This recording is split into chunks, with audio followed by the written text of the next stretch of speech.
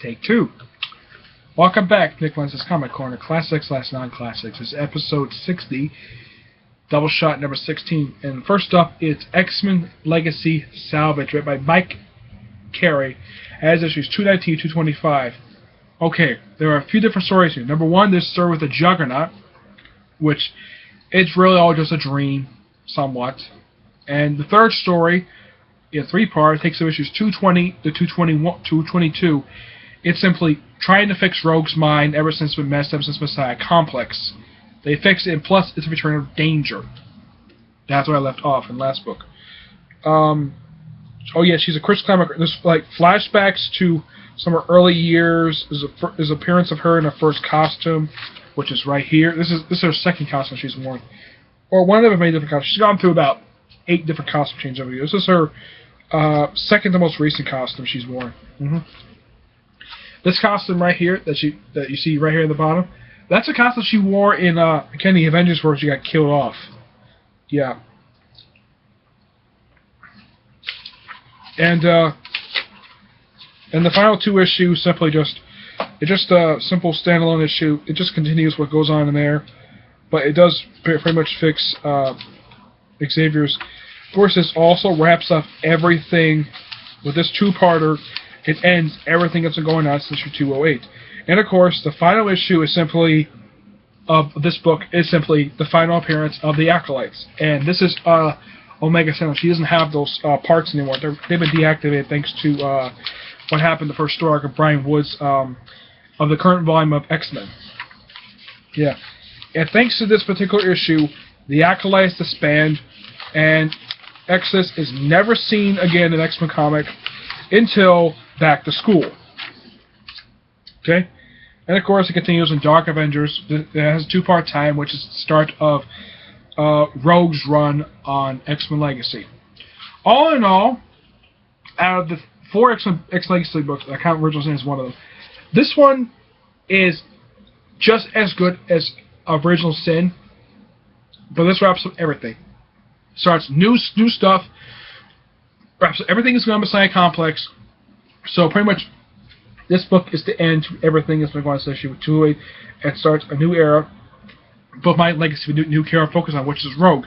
And this goes on to issue 275 with her and a rotating roster of X-Men. And of course, you got next volume, which is written by Simon Spurrier, who is now writing X-Force. I'll get to that another time. Oh no, 5 out of 5. Alright, last book for this Doubleshot right now. And this is the second trade paperback from New 52. Batman Incorporated, Volume 1, Demon Star, where it has issues 0 through 6 of Batman Incorporated Volume 2. This was actually really good. I like the fact that of all of the Batman books, this is the only one that continues from the previous volume. Everything else is all New 52. Now, they do have, the only costume changes is basically for Nightwing, Red Robin, I don't like Red Robin's costume, and of course you got Batman, who's wearing the Jim Lee costume.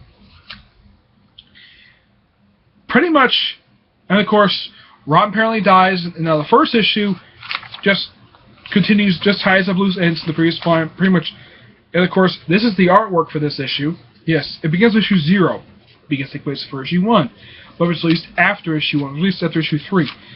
Pretty much in this issue, it just deals with basically, of course, Dick Grayson's Batman, and there's mentioning what's going on basically during Bruce Wayne's disappearance, and they also mention basically that Batman Japan is basically in the 3-month probation period, and of course, Dark Raven, I think his name is, yes, he apparently has started a relationship with Squire from Knight and Squire. And then, of course, the artwork goes back to the artwork they had in the previous volume, which is pretty much the same artwork that I've noticed. And, of course, take a look at this. It's called Batman the Leviathan Part 1 Demon Star. It means this whole book is Demon Star. There's having the whole storyline is Leviathan. The only character that dies in this book is Knight. That's it, just Knight. And there's an alternate reality, which is a continuation of what happened in Batman 666. Despite the fact I pulled despite the fact I pretended to basically say bad things about Grant Morrison when it comes to his new X-Men, when it comes to writing Batman, he knows exactly what he's doing. Because he's writing Batman for years, so he knows exactly what he's doing. Action Comics I can get to another time. But this book, I get this book a 5 out of 5. I wanted to read this book so badly. I decided to have the library recommend purchase it. I couldn't get it because every time I saw this book, it was a hardcover with plastic. I couldn't read it. But that's what I got. I read it. I loved it. I got 7 issues left to go with this series. The next book will pretty much wrap it up, right? 5 out of 5. Despite the fact that it's New 52, it has barely anything to do with 52. It just continues what goes on. Since it's Grant Morrison, he can do whatever he wants. So pretty much, it's basically a continuation of Batman Incorporated Volume 1, but it's mixed in with some of the elements in the 52, but doesn't shoehorn the story that much. Pretty much, only Batman, Nightwing, and Red Robin look pretty much wear New 52 outfits. Everyone's pretty much wear the same outfits to wear New 53, New 52. Okay? So, like I said, 5 out of 5. I would definitely recommend getting this series if you're a Batman fan or Grant Morrison fan. I would definitely give it in general. Okay? Alright? That's it.